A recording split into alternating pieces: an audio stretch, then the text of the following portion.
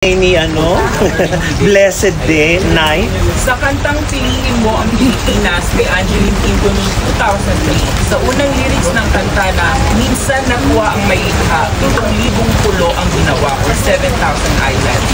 Sa iyong palagay, kung siya ang tunay na may likha, bakit hindi 10,000 islands ang ginawa ng may likha? Makapangyarihan talaga ang Diyos. Lahat ng ating nakikita ngayon, kahit ang pagtayo ko sa inyo ngayong harapan ay isang himala. Di ko nga alam kung saan nanggagaling ang lumuluwa sa lahat ng mga sinasabi ko mula sa bibig. Mula pa lang doon, isa na siyang milagro. Bakit hindi mahigit na 10,000 ang ginawa na isla? Dahil higit sa lahat, ipinaluwa ito ng gumagawa ng kanta na tinatawag na lyricist o composer para lamang ipaalala sa atin na pahalagahan natin kung anong merong kasaysayan tayo. Dahil sa totoo lang, ang Diyos hindi kailanman sinusubali kung ano ang gagawin ng tao. Bagkus para sa atin alamin na kung ilan at diskubrihin kung gaano kabuti ang Diyos at lahat ng milagrong ibinibigay nila sa atin ay maunawaan.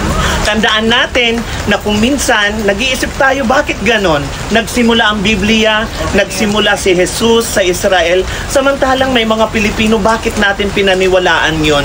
Mula pa lamang doon, pinapaniwala ko na ang sarili ko mula pagkabata na ang iyong katangi-tanging faith o tinatawag na pananalig, doon lamang magmumula na lahat ay may mga imposibleng hindi natin nakikita. 10,000 isla, maaaring ikaw ay nagtataka.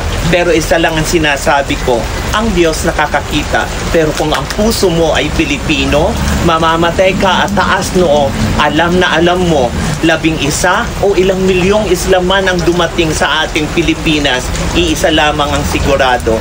Ako'y anak ng Diyos, anuman ang lahi ko, anuman ang pagkatao ko, anuman ang hugis ko, at pipikit ang aking mata na laging sasabihin, proud akong magiging Pilipino, taas noo kahit kanino, dahil ang mamatay ng para sa bansang ito ay higit pa sa 10,000 isla na tinatanong ng ating tinampalang horado.